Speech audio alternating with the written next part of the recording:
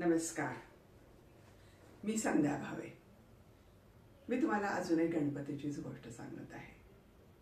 लक्ष्मी आणि पार्वती ह्या दोघी चांगल्या मैत्रिणी. एकदा काय होतं, लक्ष्मी ही पार्वतीच्या घरी जाते अशी छानशा गप्पा मारण्यासाठी. आणि तिला गप्पा मारता मारता मारता तिथे मध्येच एकदा गणपती येतो. आणि गणपती येतो आणि आईला म्हणतो, आई मला भूक लागलीये, आई मला भूक लागलीये, काहीतरी दे खायला. मग पार्वती मध्येच उठते आणि त्याला कंदमुळं आणून देते. हे लक्ष्मी पाहते आणि तिला माझ्या मनात येतं, एवढा छान गोंडस इतका सुंदरसं बाळ आहे, पण याला सारखी कंदमुळंच खावी लागतात.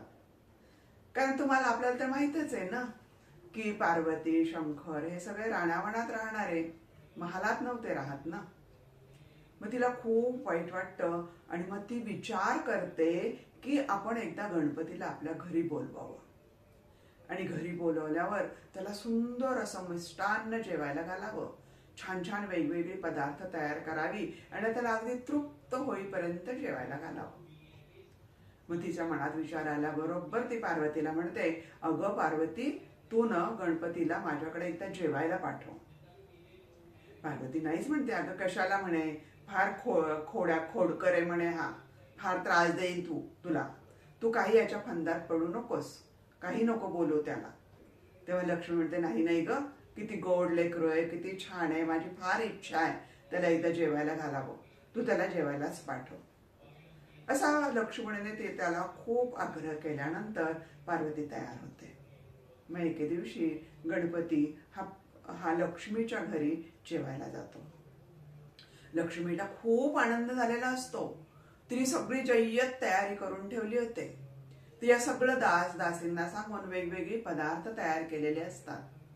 हा आल्यानंतर त्याचं छान स्वागत केलं जातं, त्याला छान पाठ म्हणला जातो, रांगोळी काढली जाते आणि त्याच्यावर त्याला बसवलं जातं आणि सांगितलं जातं, हे गणराया गणेशा, म्हणजे तुला हवंय ते खा आणि पोटभर जेव, अगदी तुझं मन तृप्त होईल एवढं जेव, काही लाजू नको बरं का. असं म्हटल्यानंतर गणपती म्हणतो हो म्हणतो आणि मग तो जेवायला बसतो. आणि मग सगळ्या दासींना सांगताय की तुम्ही आधी याला वाढा. मग सगळ्या दासी त्याला वाढायला लागतात. दासीने एक पदार्थ त्याच्या ताटात टाकला की गणपती तो पदार्थ लगेच आपल्या पोटात टाकायचा. दासीने टाकायचा अवकाश की याच्या लगेच तो पोटात जायचा. दासी वाढतच होत्या, ह्या खातच होता. सारख्या त्या यायच्या, वेगवेगळे पदार्थ घेऊन यायच्या आणि वेगवेगळे पदार्थ ताटात टाकायचा.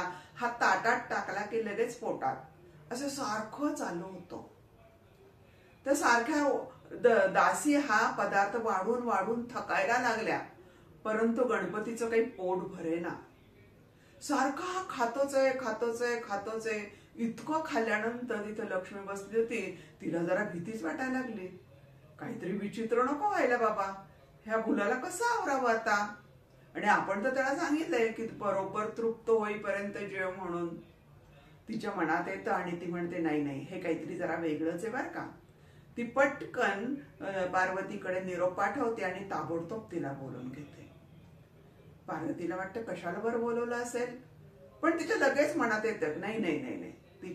तिच्या गोष्ट लक्षात आल्यानंतर ती पटकन आपल्या लक्ष्मीच्या घरी येते आणि पाहते तर हा गणेश जेवत असतो, खात असतो आणि त्या दासी मात्र येत असतात, वाढत असतात. त्या दासी आता थकायला लागलेल्या असतात, पण याचं जेवण मात्र चालूच असतं.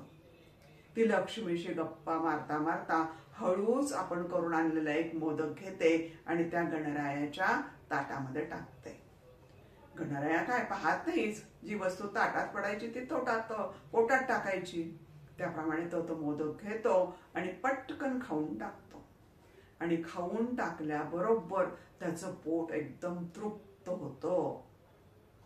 आणि मग त्या दासी वाढायला आल्यानंतर त्यांना नको नको, भरलंय माझं पोट म्हणायला लागतो.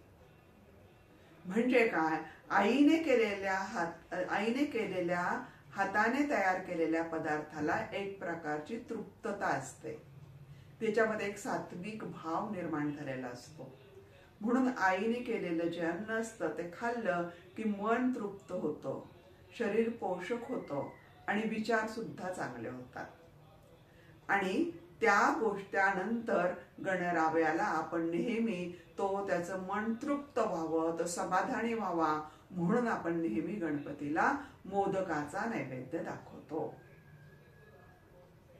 माझी ही जर गोष्ट तुम्हाला आवडली असेल तर नक्कीच तुम्ही इतरांना पाठवा आणि लाईक करा. नमस्ते.